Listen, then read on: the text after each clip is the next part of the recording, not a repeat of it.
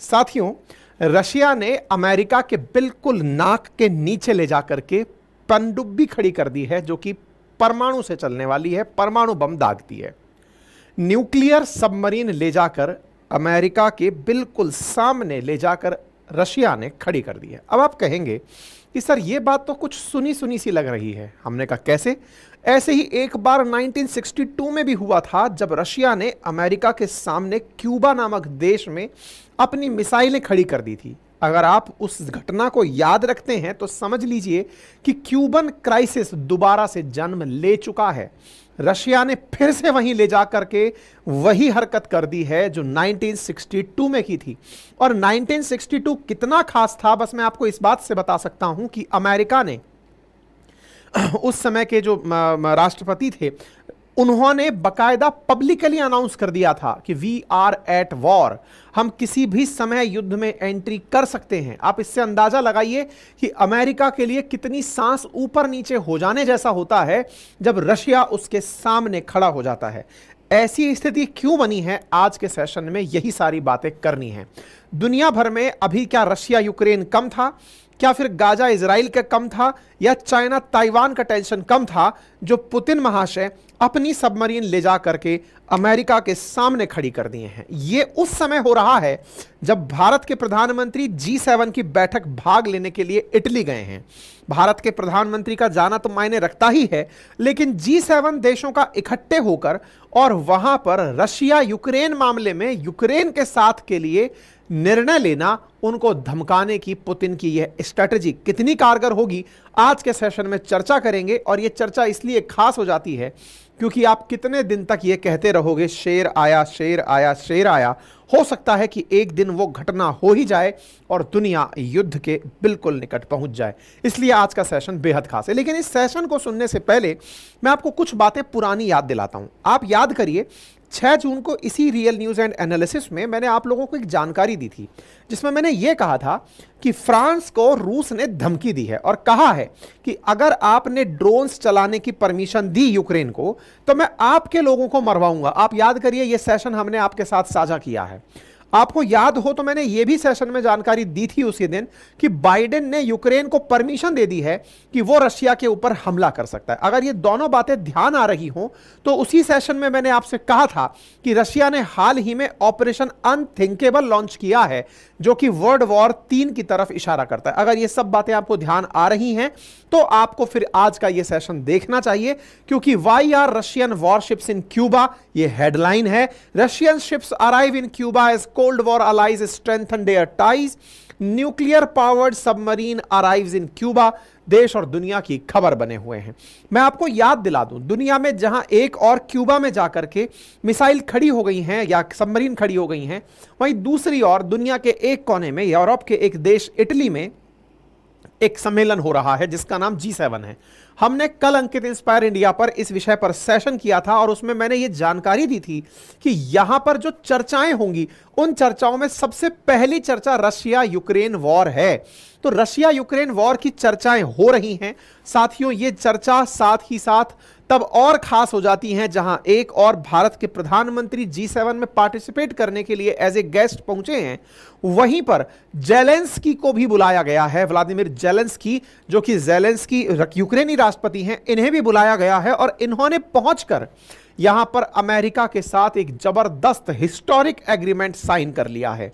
साथियों, जिसे जेलेंस्की खुद हिस्टोरिक डे बता रहे हैं, कह रहे हैं कि अमेरिका से इतना बढ़िया आज तक हमने कभी कोई समझौता नहीं किया, जिसमें हमें यूक्रेन की डिफेंस कैपेबिलिटीज को बढ़ाने के लिए, इंटेलिजेंस की शेयर के लिए और एक दूसरे के साथ मिलकर काम करने के लिए, डिफेंस इंडस्ट्री बेस तैयार करने के लिए अमेरिका का साथ मिला हो। इसका मतलब यह है कि यूक्रेन के लिए जो अमेरिकी प्रेम है वो G7 में उमड़ के सामने आया है। तो फिर पुतिन का भी गुस्सा होना लाजमी है।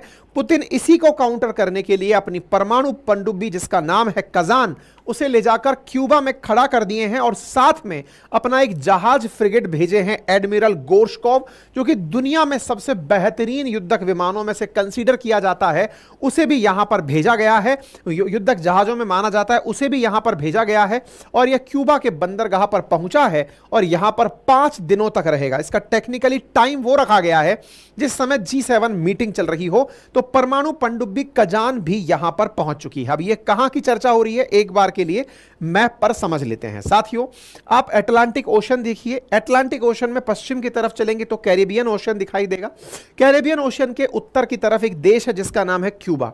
यह वो देश है जिस पर कभी अमेरिका का कब्जा हुआ करता था, लेकिन अमेरिका को भगाने में एक बहुत ही बड़े क्रांतिकारी का नाम सामने आया था जिसका नाम है फिदेल कास्त्रो। कहते हैं कि उसे अमेरिका ने मारने के लिए 600 से ज्यादा बार प्रयास किए, लेकिन वो अंत तक जीवित रहा। मतलब एक ऐसा व्यक्ति जो अमेरिका की बिल्कुल नाक के नीचे अपना गढ़ जमाए बैठा रहा और अमेरिका उसका बाल भी बांका ना कर पाया। इस क्यूबा की आज चर्चा हो रही है। इस क्यूबा को अगर आप ध्यान से देखें तो स्ट्रेट ऑफ फ्लोरिडा क्रॉस करते ही सामने अमेरिका दिखाई पड़ता है। मतलब ये बिल्कुल वैसे है जैसे भारत के लिए मालदीव्स।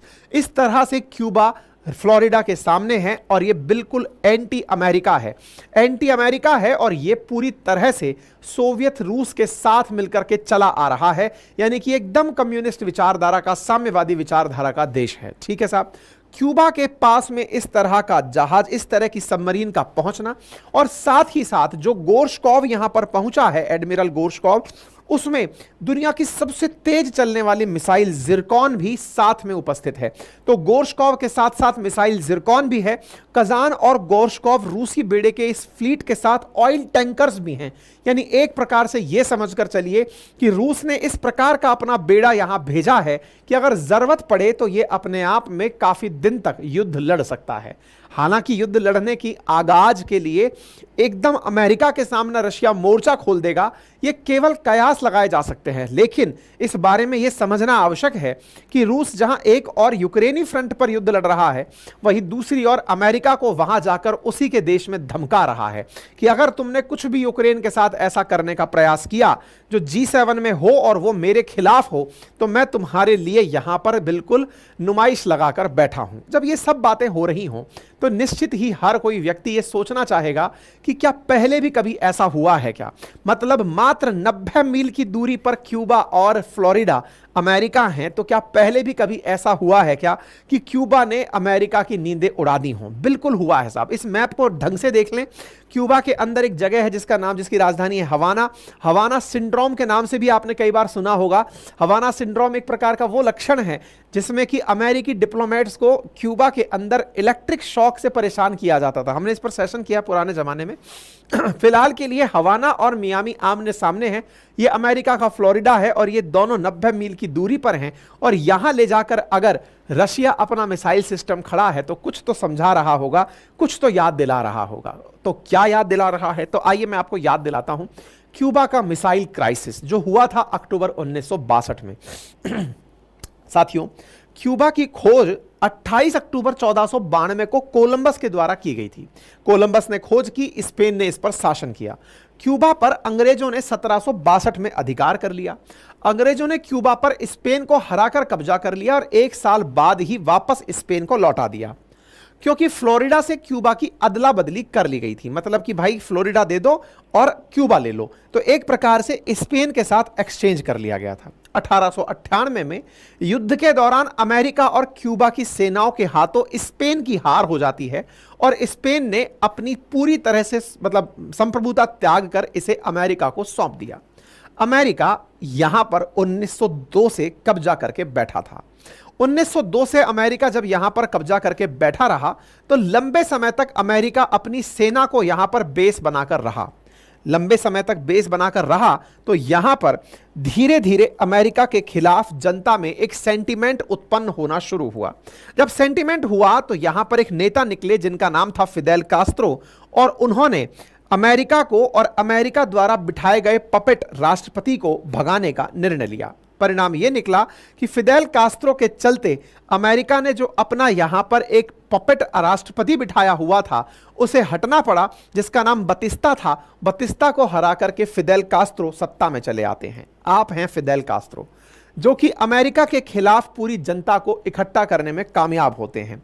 फिदेल कास्त्रो अमेरिका के द्वारा क्यूबा में विकसित किए गए जितने भी बेसेस थे या फिर जो भी सेंटर्स थे उन सब पर अपना कब्जा कर लेते हैं और क्यूबा को अमेरिका से दूर भगा देते हैं।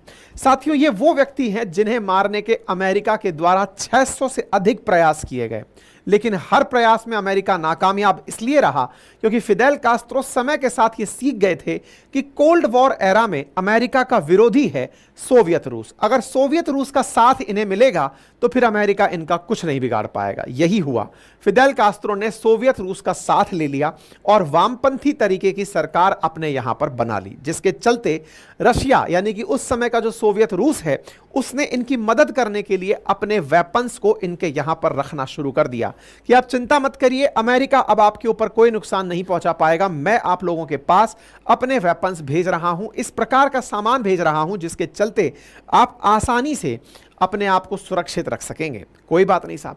इधर अमेरिका फिदेल कास्त्रो को हटाने के लिए जो कास्त्रो के विरोधी लोग थे उन्हें इकट्ठा करके कास्त्रो के खिलाफ उकसा रहा था। इससे फिदेल कास्त्रो सचेत हो गए और अमेरिका के सभी प्रयासों को समझ गए कि अमेरिका मुझे हटाने के लिए किसी भी हद तक जाएगा। आप विचार कीजिए कि इन्हें मारने के लिए अमेरिका के द्वारा जहरीला पेन, जहरीली कॉफी, इवन गर्लफ्रेंड से धोखा, उसको भी स्पाई बना करके भेजा गया। मतलब अमेरिका ने वो हर प्रयास किया फिदेल कास्त्रो को खत्म करने के लिए जो वो कर सकता था, लेकिन कास्त्रो ने समय की मांग को समझा और अमेरिका के खिलाफ सोवियत रूस को साथ ले लिया। सोवियत रूस को साथ में लेकर के पूरी तरह अमेरिका के विरोध में तैयारियां शुरू कर दी। जहां 1961 में बे ऑफ पिग्स नाम से प्रॉपर तरीके से अमेरिका ने फिदेल कास्त्रो को हटाने का प्रयास किया था, उसके ही खिलाफ क्यूबा के अंदर अब एक अलग प्रकार का सेंटिमेंट क्रिएट हो चुका था। सोवियत रूस से कहा गया कि सर मुझे अमेरिका को मजा चखाना है, तो बोले चलिए मजा चखाते हैं। तो मजा चखाना है तो क्या करें? तो बोले सोवियत रूस आप मुझे कुछ हिंट दीजिए कि आप मुझे क्या मदद दे सकते हैं। बोले तुम जो चाहो। तो बोले तुम मेरे वेपन ले लो। बोले वेपन दे दो। अमेरिका को यह नहीं पता था कि सोवियत रूस ने क्यूबा में इतने सारे वेपन्स जमा दिए हैं। कहीं से इनपुट से खबर मिली, अमेरिकन एजेंसीज को यह जानकारी मिली कि रूस ने क्यूबा में अमेरिका के खिलाफ हमले की तैयारी कर ली है। अमेरिकी एजेंसीज को जैसे ही यह जानकारी मिली तो वो हवाई जहाज लेकर फ्लोरिडा के ऊपर से उड़े, ये जानने के लिए कि क्या कुछ है क्यूबा में अमेरिका के खिलाफ। ये हवाई जहाज यूएस एयरफोर्स का था। जब ये उड़ा तो इसकी आंखें फटी की फटी रह गई। जो इसमें बैठे जासूस थे उनके हाल उड़ गए। उन्होंने देखा कि 928 तस्वीरों में जहां जहां उनकी नजरें पड़ी वहां पर परमाणु मिसाइलों का जखीरा सामने खड़ा था। यह ऐसी स्थिति थी जिसे देखकर अमेरिकी राष्ट्रपति जॉन एफ कैनेडी घबरा गए। उन्होंने इस तरह की हैरानी में अपने देश को संबोधित कर दिया कि भाई हमने अभी क्यूबा के दर्शन किए हैं, हमें पता चल गया है कि क्यूबा हम पर हमले की तैयारी कर रहा है। ऐसी स्थिति में परमाणु युद्ध फिर से हो सकता है। सेकेंड वर्ल्ड वॉर के बाद तीसरा वर्ल्ड वॉर के लिए कोल्ड वॉर एरा में यूएस और यूएसएसआर आमने सामने थे और स्थितियां इतनी गजब तरीके से विकट हुई कि अमेरिका में घबराहट हो गई। घबराहट हुई तो अमेरिका के राष्ट्रपति ने 26 अक्टूबर को देशवासियों को संबोधित किया और कहा कि अगले कुछ दिनों में हम लोग जंग में जा सकते हैं, हम पर परमाणु हमला हो सकता है। लेकिन क्या रूस इस चीज के लिए पूरी तरह तैयार था कि वो जॉन एफ कैनेडी के ऊपर हमला करेंगे? और कैनेडी के ऊपर हुआ हमला, कैनेडी बदले में रूस पर हमला करेंगे, तो वो क्या रशिया इस चीज के लिए तैयार था? असल में हुआ क्या था, उस दौर में एक गड़बड़ अमेरिका ने की थी। अमेरिका ने क्या की थी? अमेरिका रशिया के खिलाफ टर्की में अपने वेपन्स इकट्ठे कर रहा था। तुर्की में वो वेपन्स खड़े कर रहा था ताकि सोवियत रूस पर जाकर मिसाइल चलाई जा सकें, जैसे आज अमेरिका कर रहा है। यूक्रेन को अमेरिका अपने नजदीक क्यों बढ़ा रहा है? ताकि वो रूस के खिलाफ एक्शन करने में यूक्रेन का उपयोग कर सके, क्योंकि यूक्रेन और रशिया की सीमा साझा होती हैं। एग्जैक्टली उस दौर में अमेरिका ने गुपचुप तरीके से तुर्की के अंदर अपने मिसाइल खड़े कर दिए थे यूएसएसआर के खिलाफ। कोल्ड वॉर का समय था।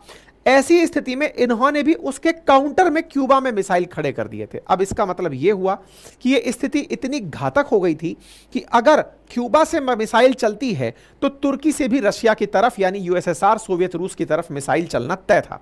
स्थितियां बिगड़ रही थी। तो ऐसी स्थिति में अमेरिका ने एक प्रयास किया कि अगर अब सोवियत रूस अपने जहाज क्यूबा की तरफ भेजे तो हम क्यों ना उन जहाजों को रास्ते में रोक दें। अमेरिका ने यही किया साथियों। रास्ते में अमेरिका ने एक प्रकार का ब्लॉकेड क्रिएट कर दिया ताकि सोवियत रूस के जहाज क्यूबा तक ना पहुंच पाएं। उसने पानी में बहामास के पास अपने जहाजों को एक लाइन से खड़ा कर दिया ताकि सोवियत रूस को अगर युद्ध का आवाहन देना है तो यहीं से दे दिया जाएगा। सोवियत रूस को अमेरिका ने पानी में ही आवाहन दे दिया कि आ जाओ, अगर युद्ध लड़ना है तो पानी में लड़ेंगे। आप ये देखिए, क्यूबा रहा, यहां पर अमेरिकी फ्लीट खड़ी है और इधर से यूएसएसआर के जहाज आ रहे हैं। दोनों का आमना सामना होता है। सोवियत रूस की सेनाएं यहां जाकर रुक जाती हैं।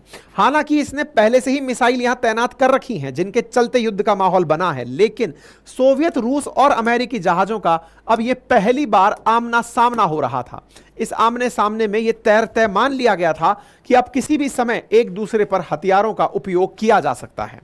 इसी बीच में एक खबर आती है और वो खबर आती है एक डिक्टोग्राफ के द्वारा। और डिक्टोग्राफ के द्वारा क्या था, मतलब ये तो तय हो गया था कि क्यूबा को ब्लॉक कर दिया था, लेकिन इसके साथ ही एक खबर निकलती है और वो खबर निकाली गई जुनिता मूडी के द्वारा। जुनिता मूडी जो हैं ये एक टिक्टोग्राफर थी। ये क्या होते हैं? टिक्टोग्राफ होता है जिसमें कि आप मैसेज भेजते हैं एक देश से दूसरे देश की तरफ, उन्हें इंटरसेप्ट करती हैं खुफिया एजेंसीज। इन्होंने एक मैसेज इंटरसेप्ट किया और वो मैसेज था कि इस खाड़ी में खड़े हुए जो रशियन जहाज हैं वो वापस लौट रहे हैं।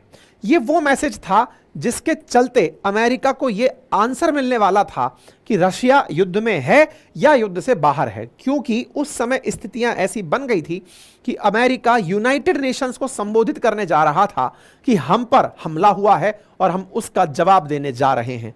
ऐसे समय पर इनके द्वारा दिया गया ऊपर की तरफ यह मैसेज कि सर रशियन फोर्सेस लौट रही हैं, बस ये खबर थी जिसने अमेरिका को युद्ध से बस छू के बाहर निकाल लिया। एक खबर, एक मैसेज जुआनिटा मूडी का, जिसने तत्कालीन रूप से अमेरिका को अनाउंस करने से रोक लिया कि हम अब युद्ध में हैं। खैर, हुआ परिणाम यह कि रशियन जहाज यहां से लौटे, लेकिन रशिया ने अपनी तरफ से शर्तें अमेरिका के सामने रख दी कि अगर आप चाहते हैं कि युद्ध ना हो तो चलिए नेगोशिएशन करिए। नेगोशिएशन में दो बड़ी शर्तें लगाई गई। पहला कि अमेरिका फिर कभी क्यूबा पर आंख उठाकर नहीं देखेगा, यानी क्यूबा की सुरक्षा की जिम्मेदारी सोवियत रूस ने अपने ऊपर ले ली। और नंबर दो, अमेरिका ने जो तुर्की में अभी जाकर अपने परमाणु बम खड़े किए हैं या फिर मिसाइलें खड़ी की हैं, ये इन्हें हटाएंगे। अमेरिका दोनों ही बातों के लिए माना और क्यूबा इस प्रकार से हमेशा के लिए सुरक्षित हो गया।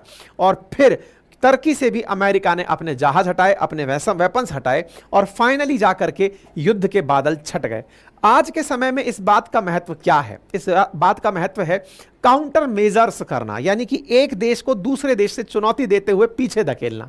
ऐसी स्थिति में आज अगर रशिया यूक्रेन कॉन्फ्लिक्ट में अमेरिका यूक्रेन के साथ एग्रीमेंट कर रहा है, तो ऐसी स्थिति में ध्यान रखने वाली बात यह है कि यूक्रेन को रोकने के लिए फिर से अमेरिका को धमकाने में क्यूबा का उपयोग कर रहे हैं पुतिन। यही कारण है कि रशिया का जो नेवल फोर्स है वो ड्रिल करने के लिए क्यूबा पहुंच चुका है। और ऐसी स्थिति में जब इनसे पूछा गया कि क्या परमाणु बम भी लाए हो क्या, तो इन्होंने साफ मना किया, नहीं परमाणु बम नहीं लाए हैं, बस परमाणु रिएक्टर से चलने वाली सबमरीन लेकर आए हैं। खैर, इस बीच में अमेरिका ने यूक्रेन के साथ एक ऐसा एग्रीमेंट साइन कर लिया है जिसे यूक्रेन बड़ा खुशी के साथ सेलिब्रेट कर रहा है। कह रहा है कि हमने ऐतिहासिक क्षण हासिल कर लिया है।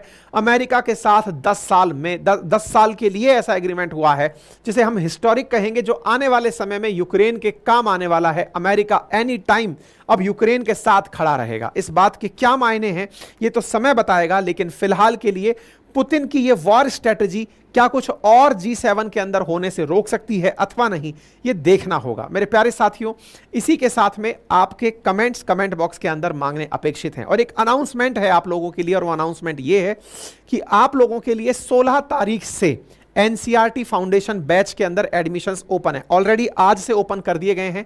यूपीएससी को डेडिकेटेडली ध्यान में रखते हुए हिस्ट्री, ज्योग्राफी, पॉलिटी, इकोनॉमी का यूपीएससी फाउंडेशन एनसीईआरटी बैच मात्र 4999 में लाया जा रहा है, जिस बैच में आप लोगों के लिए प्रॉपर तरीके से एनसीईआरटी की बुक्स का डिस्कशन होगा।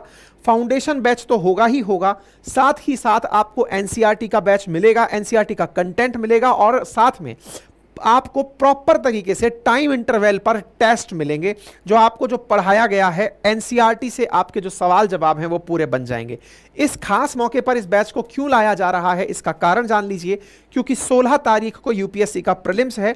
जो बच्चे प्रीलिम्स लिख रहे हैं बेहतर है, और जो प्रीलिम्स के साथ अगले बार के लिए तैयारी में उतरना चाहते हैं वो इस बैच के साथ अपनी तैयारी को जगह दें, क्योंकि यहीं से आपका फाउंडेशन बनना शुरू होगा। ये क्लासेस पूरी तरह लाइव होंगी और जो आप लाइव ना देख पाए वो रिकॉर्डेड फॉर्म में उपलब्ध होंगी। आप इन बैचेस के अंदर प्रॉपर तरीके से मुझसे अपने डाउट डिस्कशन कर पाएंगे, प्रॉपर वीकली टेस्ट दे पाएंगे। 1 साल की वैलिडिटी के साथ यूपीएससी के लिए यह फाउंडेशन बैच लॉन्च किया जा रहा है। अपने आप को जाकर के रजिस्टर करिए। यह बैच केवल 7 दिन के लिए ओपन रहेगा। जिन्हें एडमिशन्स लेने हैं तत्काल प्रभाव से जाकर अपनी सीट्स रिजर्व कर लीजिए। ठीक है साहब, इस बैच के अंदर प्रॉपर तरीके से हिंदी और इंग्लिश में कंटेंट दिया जाएगा। आपको डिक्टेट कराया जाएगा कि आपको ये चैप्टर यूपीएससी के पढ़कर आने हैं। प्रॉपर तरीके से आपको एक फ्लो चार्ट उपलब्ध करा दिया जाएगा कि तैयारी करते समय क्या ध्यान रखना है। ये यूपीएससी द्वारा ली जाने वाली परीक्षाएं, फिर चाहे वो एनडीए, सीडीएस, यूपीएससी, सीएसई या फिर स्टेट पीसीएस, उन सब के लिए बेहद काम का होगा। लेकिन हाँ, ये तय है कि इस फाउंडेशन में एनसीईआरटी 6 से लेकर 12 तक की कवर कराई जाएंगी और उन एनसीईआरटी के रेफरेंसेस भी आपको साथ ही साथ उपलब्ध करा